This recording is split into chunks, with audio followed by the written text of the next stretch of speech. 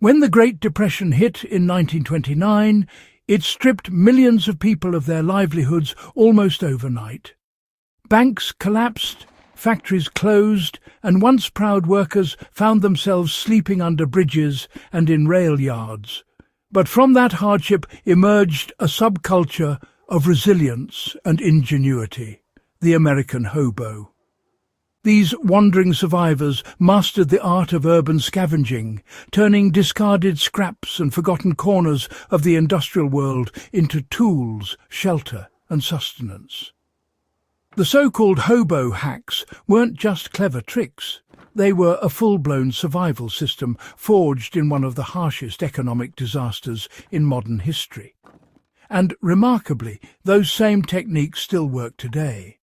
Whether you're navigating hard times, living off-grid, or simply fascinated by the resourcefulness of the past. In the early 1930s, money lost its meaning for millions. Food was scarce, jobs were gone, and government aid barely existed. Yet even in this chaos, a new kind of survivor emerged. Men and women who learned to read the language of the city, finding opportunity in waste. Hobos developed coded signs carved into fences or written in chalk near rail yards. These symbols told others where they could find a kind homeowner, a safe camp, or a place to scavenge food without trouble. Their world ran on information, shared through whispers and symbols rather than money or technology. Within this hidden network of survivors, scavenging became an art form.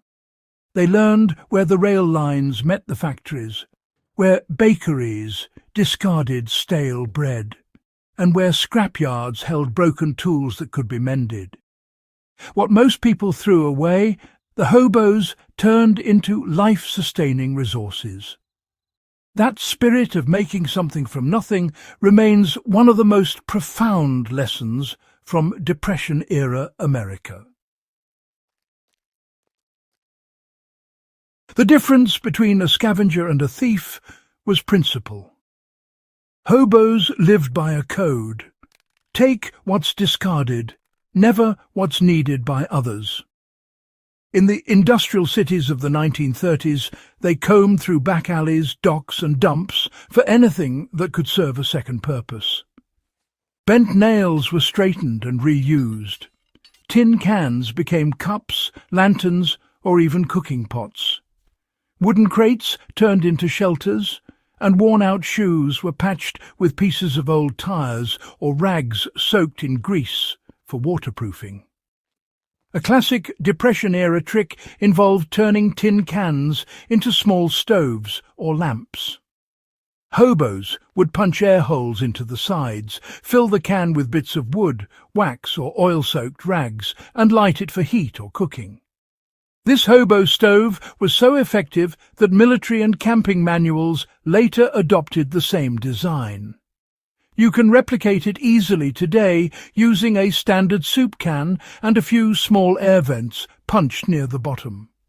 It's a perfect backup tool for campers, preppers, or anyone practicing minimalist living. Repair was another central skill. Hobos carried needles, thread, bits of wire, and even small pliers. Torn clothing, broken straps, or leaky boots were never thrown out. They were repaired repeatedly. One trick involved coating thread with candle wax before sewing, making it waterproof and more durable. This small act of ingenuity meant clothes lasted months longer in rain and cold. In a time when soup lines stretched around city blocks, food scavenging was essential. But Depression-era hobos didn't just dig through trash. They observed patterns. Bakeries discarded unsold loaves at the same time each day.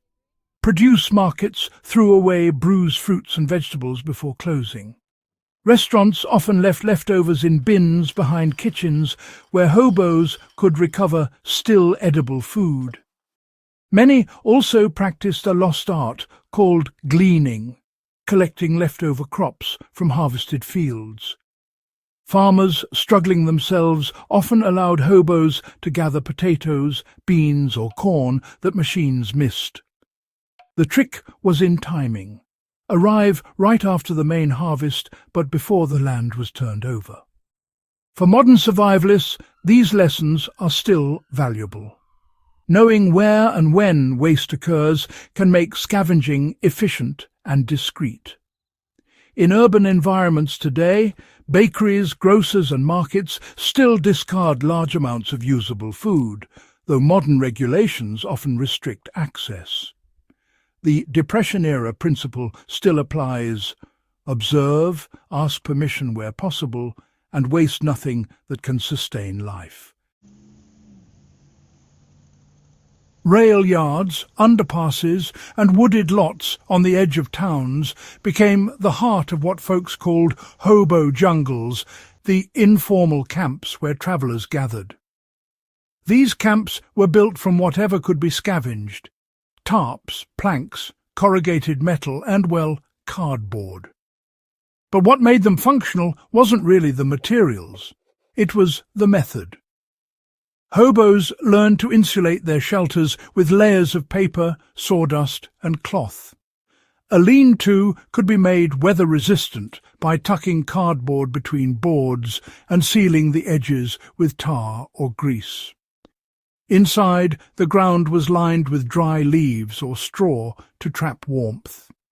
The small hobo stove would be placed at the centre, with the vent hole cut into the roof or side wall for smoke. This simple construction could keep a man alive through the bitter cold of the Dust Bowl winters. Today, the same principles apply to emergency shelter building. Use layered insulation, create airflow to prevent condensation, and always elevate sleeping areas off the cold ground. The materials have changed, but the logic remains timeless. Survival during the Depression wasn't just physical, it was moral. The Hobo Code, passed orally or carved in symbols, taught respect for others and for property. One of the key rules was to leave every camp better than you found it. Another was to share what you had, even if it was little. Information, food and tools circulated within this shadow society as acts of mutual survival. In modern survival culture, this ethos still matters. True preparedness isn't about hoarding, it's about adaptability, community and respect for the land and the people around you. The Depression-era scavengers thrived not because they were ruthless, but because they understood cooperation. You can apply the same principle today in local preparedness groups, community gardens, or urban homesteading efforts. Sharing knowledge, trading repairs, and repurposing discarded materials creates resilience far stronger than any single person could build alone. What makes the hobo hacks so remarkable isn't their simplicity, it's how universal they are. Whether you're repairing an old tool, building a small stove from scraps, or learning to find value where others see waste, you're tapping into the same mindset that kept millions alive during the Great Depression. Modern survivalists, off-grid enthusiasts, and even urban minimalists can still learn from these forgotten methods. They teach us that survival is not about stockpiling wealth or technology. It's about observation, resourcefulness, and the ability to adapt. The next time you pass a pile of discarded wood, a broken appliance, or a forgotten alleyway, remember the Depression-era scavengers who turned junk into life-saving resources. Their world may be gone, but their skills are eternal reminders that even in the darkest times, the human spirit invents, adapts, and endures. If you found value in this look at the survival ingenuity of the Great Depression, subscribe to Echoes of Valor and share this video with fellow history enthusiasts and survival-minded viewers. The lessons of the past still have the power to guide us through the hardships of tomorrow.